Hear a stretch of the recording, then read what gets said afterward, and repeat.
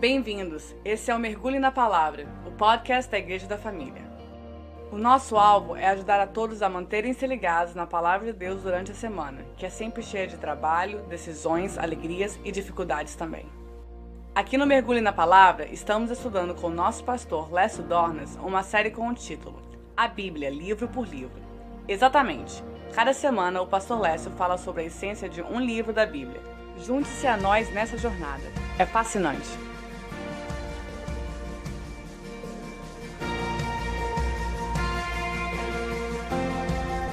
Olá, gente, graça e paz, que coisa boa, esse podcast da Igreja da Família, através do qual a gente pode aprender, refletir, meditar sobre a essência dos livros da Bíblia. É por isso que a série A Bíblia, Livro por Livro, já chega agora no seu 7º episódio, depois de termos tratado de todo o Pentateuco, de Gênesis até Deuteronômio.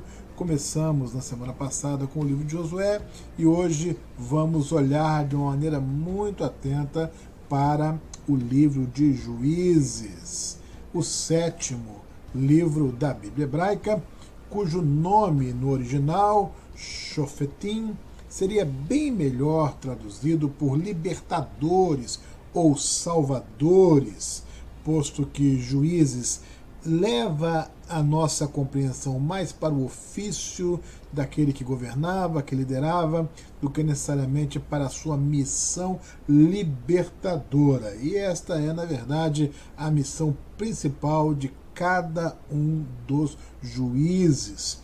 O livro foi escrito, muito provavelmente, pelo profeta Samuel, cobre um período histórico de aproximadamente 305 anos, e se a gente for pensar assim num versículo-chave para o livro de Juízes, nosso coração vai logo para o capítulo 17, versículo 6, que diz: naqueles dias não havia rei em Israel, cada qual fazia o que achava mais reto. Este atestado de ausência de rei em Israel é muito emblemático nesse livro, conforme a gente vai ver no decurso deste podcast. O pensamento-chave do livro é desorganização e desgoverno. Nós temos aí como característica a descrença, a leviandade por parte do povo, e em termos de gênero literário, a gente diz que Juízes se enquadra naquilo que chamamos de literatura histórica. É a narrativa da história do povo de Israel na época dos juízes. Este livro é o que a gente chama às vezes de livro sem reis. A primeira parte do versículo-chave, Juízes 17:6, é uma frase que vai se repetir 4 vezes no livro. Naqueles dias não havia rei em Israel. Encontramos essa frase no capítulo 17, versículo 6, que lemos há pouco. Ela volta a aparecer no capítulo 18, versículo 1, é repetida em Juízes 19, versículo 1, e novamente aparece em Juízes 21, versículo 25. De alguma maneira, o autor de Juízes está chamando a atenção para o fato de que Israel estava destoando de outras nações onde havia reis. Não era este o caso da nação de Israel. Esta frase, conquanto emblemática no livro, não era uma frase verdadeira. A constatação da ausência de um rei terreno, de um monarca terreno, não implica uma realidade onde o trono esteja vazio. Veja bem, o trono estava vazio de um rei humano, porém Deus era o verdadeiro rei do seu povo. O que acontecia era que a nação se recusava a honrar e a obedecer a Deus. Então, não era que não havia um rei. O rei existia, o rei estava no trono, mas a nação não o obedecia. Ao se posicionar na direção da desobediência, inaugurava-se a característica dominante na história do povo de Israel nesse período e em muitos outros, que era aquela oscilação num ciclo que vai crescendo e decrescendo, começando com desobediência, que gera derrota, implica indisciplina, aciona a misericórdia, e aí nova desobediência e ruína novamente. Esta ação cíclica, essa atitude cíclica do povo de Israel vai caracterizar a história de Israel. É a história de um povo que desobedece a Deus, então vai para a derrota, para o sofrimento, e Deus precisa disciplinar o povo quando o povo peca contra ele, e aí o povo clama por misericórdia, Deus atende o clamor do povo, mas o povo volta a desobedecer e o ciclo vai se repetindo. E isso é muito emblemático, muito tocante quando olhamos para o livro de Juízes. Vejam só que esta expressão, que o povo fez o que era mal diante do Senhor, ou o povo pecou contra o Senhor, ela vai se repetindo ao longo do livro dos Juízes. Desobediência deles leva a um sofrimento. Como disse, 8 vezes o livro vai dizer que o povo fez o que era mal aos olhos de Deus. Encontramos essa expressão em Juízes 3:7, quando Deus levanta Otoniel para libertar o povo, para salvar o povo. O povo peca de novo em Juízes 3:12 e agora é Eude, que é levantado por Deus como juiz.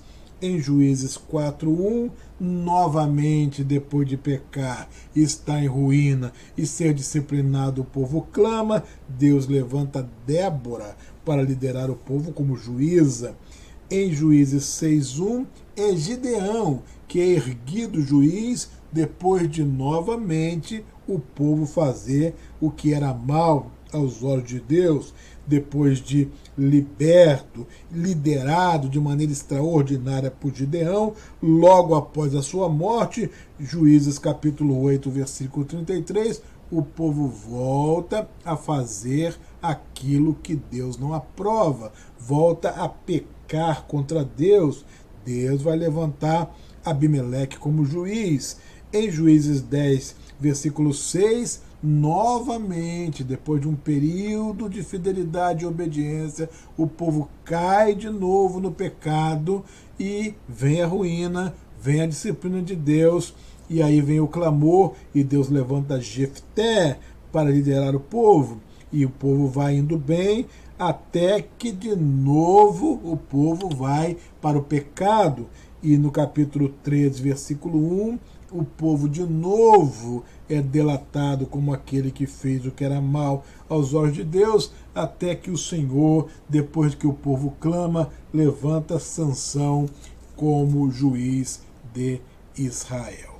Então veja bem, entenda bem esta sequência, né? Desobediência gera derrota, gera disciplina, e quando o povo clama, a disciplina aciona a misericórdia de Deus, Deus provê um libertador, providencia alguém para guiar o povo, e o povo começa a ouvir essa liderança mandada por Deus, a bonança se instala, até que o povo se rebela de novo, e o povo faz o que Deus não gosta, e vem de novo a derrota, vem a disciplina de Deus, e esta coisa é cíclica em todo o livro de Juízes, numa visão maior, numa macrovisão, é cíclica na história do povo de Israel, e numa visão ainda mais ampla, a gente afirma sem medo de errar que essa tem sido a história do povo de Deus ao longo dos séculos.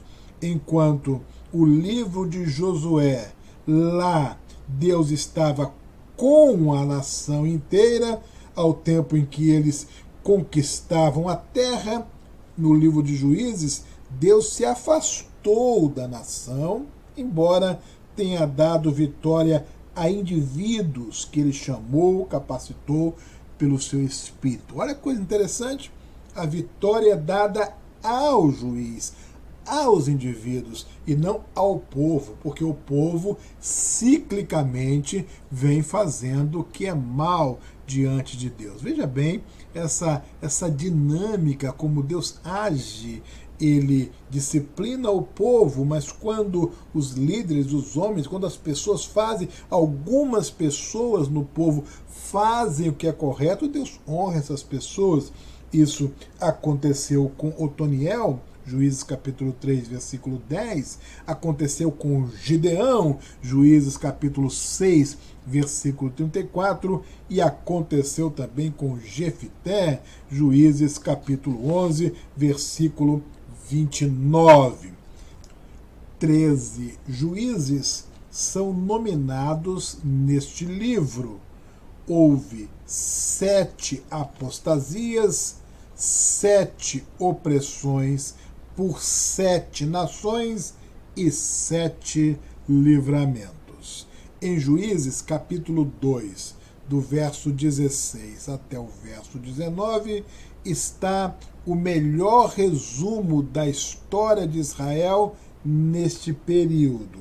E eu vou ler esse texto para que constatemos que foi uma história muito triste. Suscitou o Senhor juízes que os livravam da mão dos que os pilharam, contudo não obedeceram aos seus juízes, antes se prostituíram após outros deuses e os adoraram. Depressa se desviaram do caminho por onde andaram seus pais na obediência dos mandamentos do Senhor, e não fizeram como eles. Quando o Senhor lhe suscitava juízes, o Senhor era com o juiz e os livrava da mão dos seus inimigos todos os dias daquele juiz, porquanto o Senhor se compadecia deles ante os seus gemidos, por causa dos que os apertavam e oprimiam. Portanto, 13 juízes levantados pela boa mão do Senhor. Otoniel, o nome no hebraico, significa leão de Deus. A história é narrada em Juízes capítulo 3, de 7 a 11. Otoniel vem da tribo de Judá. Depois, Eude, o nome significa união. A sua história está narrada em Juízes 3, de 12 a 30. E Eude vem da tribo de Benjamim. Depois vem Sangar, o nome significa gracioso. A sua história está em Juízes 3, 31, e vem ele da tribo de Naftali. Depois vem Débora, o seu nome significa abelha. Sua história está nos capítulos 4 e 5 de Juízes. Vem ela da tribo de Efraim, foi juíza, profetisa e ainda líder político. Depois vem Gideão, vem da tribo de Manassés, o seu nome significa lenhador, e a sua história está em especial Juízes 6 a 8. Gideão segue Abimeleque, o seu nome significa meu pai é rei, a sua história está em Juízes 9, ele vem da tribo de Manassés. Depois vem Tolá, o nome significa verme. Juízes 10, de 1 e 2 narram a sua história, e ele vem da tribo de Issacar. Ele foi juiz por 23 anos em Israel. Aí veio Jair, o nome significa o que possui luz. A sua história está em Juízes 10, 3-5, também veio da tribo de Manassés, logrou ser juiz por 22 anos, deu ele a bênção de ser sucedido por Jefité. O nome significa Deus que abre. A história está em Juízes 10:6 até capítulo 11, versículo 27, vindo também ele de Manassés. Depois Ibsã, significa ilustre, veio da tribo de Judá, e a sua história está no capítulo 12, de 8-10, em Juízes. Depois veio Elon, o nome significa carvalho, sua história está no capítulo 12, versículo 11, versículo 12, e ele vem da tribo de Zebulon, liderou Israel por 10 anos. Depois vem Abdon, o nome significa servil, também veio da tribo de Efraim, e a sua história está narrada em Juízes 12, 13-15, e ele teve 40 filhos e 30 netos. Depois veio Sansão, o nome significa pequeno sol, a sua história está em Juízes 13-16, veio da tribo de Dan, nazireu desde o nascimento. A ele seguiu Seli, significa meu Deus, 1 Samuel 1-4, da tribo de Levi, juiz e sacerdote, e por fim Samuel, nomeado por Deus é o significado do seu nome, e a sua história está em 1 Samuel 3-25, veio da tribo de Efraim e foi o último juiz, entendendo muito bem que tanto Eli quanto Samuel, embora sendo eles os juízes derradeiros, não são nominados no livro de Juízes. O maior dos juízes, sem dúvida, foi Gideão. Ele foi vocacionado em uma época de emergência nacional. O seu exército tinha 32 mil homens e foi reduzido até tornar-se um grupo desprezível de 300 homens. Então, não lhes foi dada arma alguma, porém, nunca em toda a história aconteceu maior vitória. As proezas de Gideão estão relatadas no Salmo 83, em Isaías capítulo 9 e capítulo 10, e também em Hebreus capítulo 11, especialmente o versículo de número 32. As vitórias de Sansão foram todas pessoais. Sozinho ele infligiu terror à Filistia e coragem a Israel. Contudo, faltou-lhe a qualidade de estadista que constava em Samuel e a percepção espiritual que encontramos em Davi.